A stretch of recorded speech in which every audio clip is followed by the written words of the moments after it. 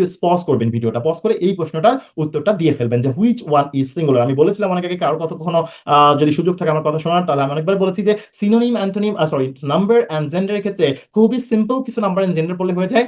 বাজারে প্রচলিত অনেক ইংরেজি বই দেখা যায় সেখানে অসংখ্য নাম্বার জেন্ডার দিয়ে রাখা হয়েছে। এটা জানার জন্য বা দীর্ঘ সময় যারা পড়বে তাদের জন্য বেটার হবে, কিন্তু আপনি যদি স্বল্প সময়ের জন্য যদি প্রিপারেশন নিতে চান, যেহেতু খুব শীঘ্রই সিনিয়র অফিসারের একটা পরীক্ষা হওয়ার সম্ভাবনা রয়েছে, আশা করছি ঈদের আগে হবে না, ঈদের পরে হবে, তো সেই সময়টাও খুব বেশি দীর্ঘ নয়। তো সেক্ষেত্রে আপনাকে যদি এই সি নাম্বার কমন পেতে চান বা জেন্ডার কমন পেতে চান, এটা একটা শীট আমি প্রোভাইড করে দিব পরবর্তীতে। এটা নিয়ে আবার আমাকে পার্সোনালি লক করার কোনো প্রয়োজন নেই, আমি এটা প্রোভাইড করে দিব, পরবর্তীতে আপনারা পেয়ে যাবেন যারা পেইড ইয়াতে থাকবেন। সো আপনাদের ওই দায়িত্বটা আমার থাকলো, আমি সময় মতো আপনাদেরকে একটা নাম্বার এবং জেন্ডার শীট দিয়ে দিব।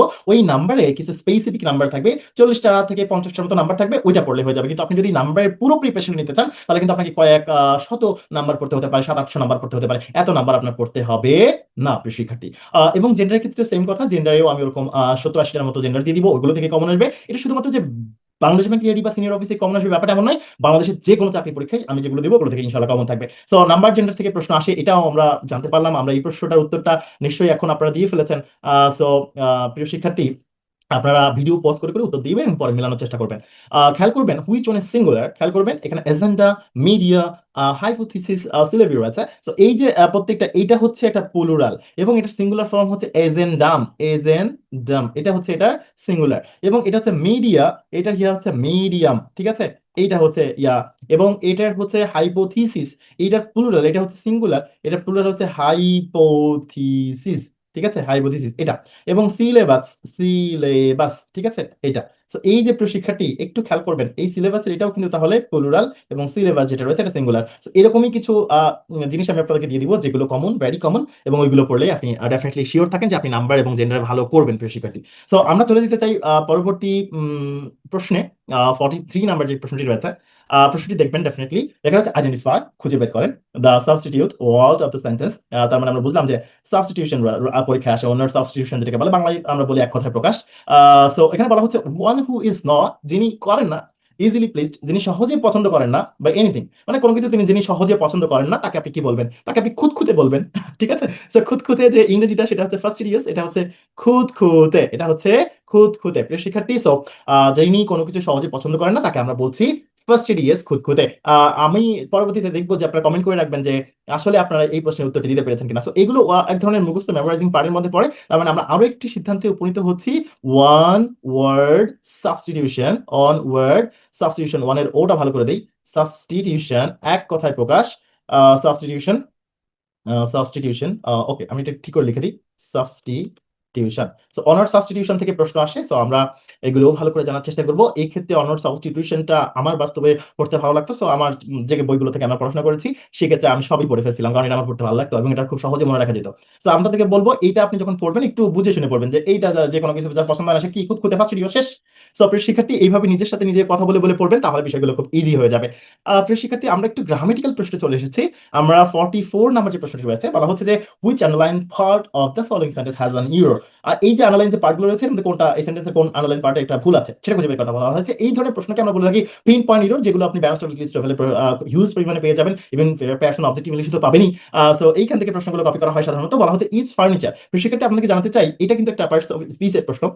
এই ফার্নিচার, ফার্নিচার যে শব্দটি রয়েছে এটি একটি non countable noun, non countable noun. এবং এই নন কাউন্টেবল নাউন কখনো গণনা করা হয় না। কিন্তু মনে রাখতে হবে নন কাউন্টেবল নাউন গণনা করা হয় না, গণনা করা হয় না, বা অনেকে হয়তো যায় না বলেন এটা সহিহ বা শুদ্ধ না, গণনা করা হয় না। কিন্তু মনে রাখবেন সকল নন কাউন্টেবল নাউনকে কাউন্টেবল নাউনের সাহায্যে গণনা করা যায়। সকল নন কাউন্টেবল নাউনকে, সকল নন কাউন্টেবল নাউনকে, সকল নন কাউন্টেবল নাউনকে কি করা যায়? কাউন্টেবল নাউনের সাহায্যে গণনা করা যায়। কাউন্টেবল নাউন এর সাহায্যে, এর সাহায্যে গণনা করা যায়, গণনা করা যায়, গণনা করা যায় প্রিয় শিক্ষার্থী। সো আমরা যদি বলি যে টি, টি কিন্তু আমরা গণনা করতে পারি না, কিন্তু আমরা কিন্তু একটা কাউন্টেবল নাউন, যেমন কাপ, কাপ একটা কাউন্টেবল নাউন, কাপের প্লুরাল ফর্ম আছে, এটা দেখে বোঝা যায় সে কাউন্টেবল নাউন, কাপ একটা কাপ দুইটা কাপ। সো আমরা বলতে পারি a cup of tea, a cup of tea. আমরা 2 কাপ খাইতে গেলে বলবো two cup of tea, two cup of, two cup of tea, two cups of tea. ঠিক তেমনি ভাবে আমরা যদি বলি যে পানি পানি ওয়াটার গণনা করা হয় না, সো আমরা বলতে পারি a glass of water, two glasses of water, three glasses of water. আবার আমরা বলতে পারি বোতলে, আমরা এরকম ভাবে বটল নিয়ে বলতে পারি আ বটল অফ ওয়াটার, তারপর হচ্ছে টু বটলস অফ ওয়াটার। বোতলটা কিন্তু কাউন্টেবল, একটা বোতল, এখান থেকে আমরা বলছি দুইটা বোতল, সো বোতল কিন্তু কাউন্টেবল। সো কাউন্টেবল নাউনের সাহায্যে নন কাউন্টেবল নাউনকে গণনা করা যায় তো শিক্ষার্থী। সো আমরা একটু চলে যাচ্ছি আমাদের প্রশ্নে যেটা ছিলাম সেটাতে চলে যাই। আমরা এইখানে বলতে পারি ইচ ফার্নিচার বলবো না, আমরা বলবো each piece of furniture, each piece of furniture. দুইটা হইলে বলতাম টু পিসেস অফ ফার্নিচার, ঠিক আছে। সো এইভাবে সরাসরি এটার আগে কাউন্টেবল যে ডিটারমিনার সেটা বসানো যায় না। সো নন কাউন্টেবল নাউনকে আমরা গণনা করতে পারি না, দ্যাটস ওয়াই কাউন্টেবল ডিটারমিনার গুলো তার পূর্বে বসাতে পারি না। সো ডেফিনেটলি ভুলটা ছিল শুরুতেই, সো আমাদের আর দূর পরে যাওয়ার দরকার হয়নি। তারপরে পরে যদি যাই, এখানে আমার সাবজেক্ট সিঙ্গুলার আছে, ভার্ব সিঙ্গুলার আছে, এটা ঠিক আছে। আর বলছে on sell for 30%, 30% of, 30% of, এখানে কেমন 30% অফ, অফ 30% অফ, এখানে 30% অফ দ্য রেগুলার প্রাইস, যে নিয়মিত প্রাইস যেটা রয়েছে তার 30% অফের কথা বলা হচ্ছে। আমার মনে হয় এইখানে একটু ভুল আছে কিনা, 30% অফ, এই 30% অফ এইখানে দ্য রেগুলার প্রাইস, রেগুলার প্রাইসের 30% অফ। সো সেখানে আমরা এইখানে ডেফিনেটলি 30% হওয়ার কথা, 30% হবে না। সো ডেফিনেটলি এটা একটা কারেকশন ছিল, এটা একটা কারেকশন করে দিলাম। তারপরে আমি এটা নিয়ে একটু মনে হয় একটু দ্বিধাদ্বন্দ্বে আছি, বিকজ হচ্ছে বলা হচ্ছে each furniture on display in the central mall, central মলের প্রত্যেকটা ফার্নিচার ইজ অন সেল, বিক্রির জন্য রাখা হয়েছে ফর 30% অফ। কি করে রাখা হয়েছে? 30% অফ দিয়ে রাখা হয়েছে। আচ্ছা, তো 30% অফ দিয়ে রাখা হয়েছে, ঠিক আছে, এটার এজ দরকার হবে না, এটা ঠিকই আছে, কোনো প্রবলেম নেই, বিকজ এখানে 30% অফ, এখানে 30% পার্সেন্টেজ হচ্ছে অ্যাডজেক্টিভে কাজ করছে, আর অ্যাডজেক্টিভকে এজ যুক্ত প্লুরাল করা যাবে না, অ্যাডজেক্টিভকে এজ যুক্ত প্লুরাল করা যাবে না, যুক্ত প্লুরাল করা যাবে না, ঠিক আছে। ওকে, সো এখানে আর কোনো ভুল নেই, আমরা ভুল হিসেবে একেই চুজ করছি। আমরা পরবর্তী প্রশ্নে চলে যেতে চাই। প্রিয় শিক্ষার্থী, আমাদের এই যে প্রশ্নটি, এই প্রশ্নটিতে বলা হচ্ছে আইডেন্টিফাই, খুঁজে বের করেন, দ্য ইরর, ভুল খুঁজে বের করেন, from the following underline parts of the sentence. যে সেন্টেন্সটা দেওয়া রয়েছে তার মধ্যে কোনটা ভুল আছে সেটাকে খুঁজে বের করতে বলা হচ্ছে। এখানে প্রশ্নটি পড়া হচ্ছে যে অ্যাজ রোড ট্রাফিক ইনক্রিজ, যদি রোডের ট্রাফিক বেড়ে যায়, elevated highway are built to help solve the solve the problem of traffic jam, traffic জ্যামের সমস্যার সমাধানে এলিভেটেড এক্সপ্রেসওয়ে নির্মাণ করা যেতে পারে, সেটা কথা বলা হচ্ছে। তো শিক্ষার্থী, এখানে খুবই কমন একটা ভুল, এবং সেটা ভাষাগত ভুল, সিমেন্টিক্যাল ইরর বলা যেতে পারে। সেটি হচ্ছে যে রোড ট্রাফিক বলা দরকার নেই, ট্রাফিকটা রোডেই হয়। সো আমাকে অতিরিক্ত রোড ট্রাফিক বলে সেটা অতিরঞ্জিত হয়ে যাবে, রিডান্ডেন্সির মতো হয়ে যাবে। ডেফিনেটলি তাহলে আমরা রিডান্ডেন্সি করবো না, রোডটাকে ব্যবহার করবো না। সো ভুলটা আছে এতে, আমরা রোড ট্রাফিক না বলে আমরা শুধু বলবো অ্যাজ ট্রাফিক ইনক্রিজেস, যদি ট্রাফিকটা বৃদ্ধি পায় আর কি, বা ট্রাফিক বৃদ্ধির কারণে বলতে পারি। সো প্রিয় শিক্ষার্থী, আমরা এই প্রশ্নটিতে তাহলে এ নাম্বারটাকেই সঠিক উত্তর, ভুল উত্তর হিসেবে নিচ্ছি, মানে সঠিক উত্তর এ, কিন্তু ভুল আছে এতে আর কি। সো এটা সঠিকটা কি হবে সেটা আমি আপনাদেরকে বলে দিয়েছি। 46 নাম্বার যে প্রশ্নটি রয়েছে, এই প্রশ্নটি সলভ করতে চাই। এই প্রশ্নটি মূলত প্রোনাউন থেকে এসেছে। বলা হচ্ছে which of the following is correct, the mobile set is. আমরা এই প্রশ্নের প্রত্যেকটা এই পর্যন্ত কিন্তু সেম দেখতে পাচ্ছি, যেহেতু এই পর্যন্ত সেম দেখতে পাচ্ছি, সেহেতু আমাদের এই অংশটি না দেখলেও চলবে, আমরা পরবর্তী সেকশন থেকে দেখি। একটু খেয়াল করবেন, এখানে একটা রিডান্ডেন্সি আছে, সো এটাও কিন্তু রিডান্ডেন্সি টাইপের প্রশ্ন, রিডান্ডেন্সি, ঠিক আছে। কেমন, যে সেম যেখানে আছে লাইক, লাইক মানে তো মতো বা একই, সেম মানে তো একই, একই জায়গায় এই দুটো শব্দকে ব্যবহার করা যাবে না।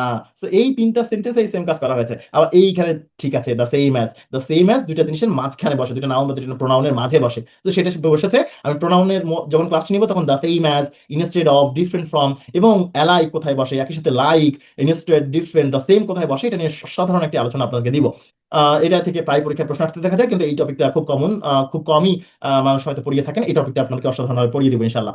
এখন একটা ধারণা দিয়ে যেতে পারে, যেমন হচ্ছে আমরা বলতে পারি the same as, the same as, instead of, instead of, তারপর হচ্ছে ডিফারেন্ট ফ্রম, ডিফারেন্ট ফ্রম, এবং হচ্ছে similar to, different from, similar to, similar to, এবং লাইক। এরা দুইটা নাউনের মাঝে বসে, দুইটা নাউনের কি, দুইটা নাউন বা হতে পারে প্রোনাউন, এর মাঝখানে বসে, ঠিক আছে, এর মাঝখানে বসে, বসে দুইটার মধ্যে মানে সংযুক্তি করে দেয়, যুক্ত করে দেয় আর কি।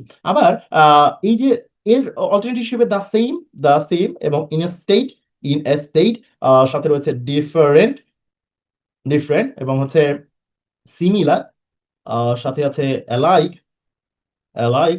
সো এইটা হচ্ছে দুইটা নাউনের শেষে বসে, দুটি নাউন এর শেষে বসে, শেষে বসে, ঠিক আছে। সো উদাহরণ হিসেবে দিতে পারি this coat, this coat, C O A T, coat is the same as, same as that coat, এই কোটটি ওই কোটটার মতো, ঠিক আছে, এই কোটটা ওই কোটটার মতো। দেখেন এই যে দুইটা নাউনের মাঝে বসেছে। আবার আমি যদি বলি this quotes, this quotes, this quotes, এই কোটগুলো আর দ্য সেম। দেখেন এটা দুইটা নাউনের শেষে বসে দুইটা কোট আমরা this coat and that coat are the সেমও বলতে পারতাম, আবার দুইটাকে একসাথে করে বলা যায় this coats are the same. ঠিক আছে, এভাবেও বলা যায়। আবার বলা যায় this coat and that coat are the same, এভাবে বলা যায় দুইটা নাউনের শেষে যে বসলো। সো হোয়াটএভার এগুলো নিয়ে আমরা আলোচনা করব। এখানে উত্তর ডেফিনেটলি সিটা হচ্ছে অপশন। আমরা পরবর্তী প্রশ্নে চলে যেতে চাই, পরবর্তী সেশনে যেতে চাই। আমরা 47 নম্বর যে প্রশ্নটি দেখতে পাচ্ছি, বলা হচ্ছে which of the following sentence construction is incorrect. কোন সেন্টেন্সটি গঠনটা ভুল আছে। ট্যাগ কোশ্চেন থেকেও এডিতে প্রশ্ন এসেছে, ভাববার বিষয়। ঠিক আছে, তো ট্যাগ কোশ্চেনের প্রশ্ন আমরা একটু খেয়াল যদি করি, আমরা দেখতে পাচ্ছি নো বডি কল্ড। নো বডির ক্ষেত্রে ট্যাগ কোশ্চেনে দেই ব্যবহার করা হয়, আর নেগেটিভ যেহেতু, তার মানে এখানে অক্সিলারি নিয়ে ডিড আনতে হবে, নেগেটিভ হলে অ্যাফার্মেটিভ করতে হবে, তো ডিডেন্ট হবে না, এটা ঠিক আছে। এবার বলা হচ্ছে ওপেন দ্য ডোর, ভার্ব দিয়ে শুরু হয় ইম্পারেটিভ সেন্টেন্স আমরা উড ইউ ব্যবহার করি না, আমরা ব্যবহার করি উইল ইউ। সো ডেফিনেটলি ভুল আছে, আমাদেরকে ইনকারেক্ট খুঁজে বের করতে বলা হচ্ছে, সো উত্তর হবে এটা। এবার আমরা যদি দেখি he is your brother isn't he, ঠিক আছে এটা। আবার আমরা যদি দেখি the meeting is at 10 o'clock দিলে ভালো হইতো, যাই হোক, বা অ্যাট 10 10টার সময় হবে, সেটাই বোঝাচ্ছে। সো ইজেন্ট ইট, ঠিক আছে। সো ভুল আছে কোনটা, আমাদেরকে ভুল খুঁজে বের করতে বলা হয়েছে বি নাম্বার, বি নাম্বারটাই আমাদের সঠিক উত্তর।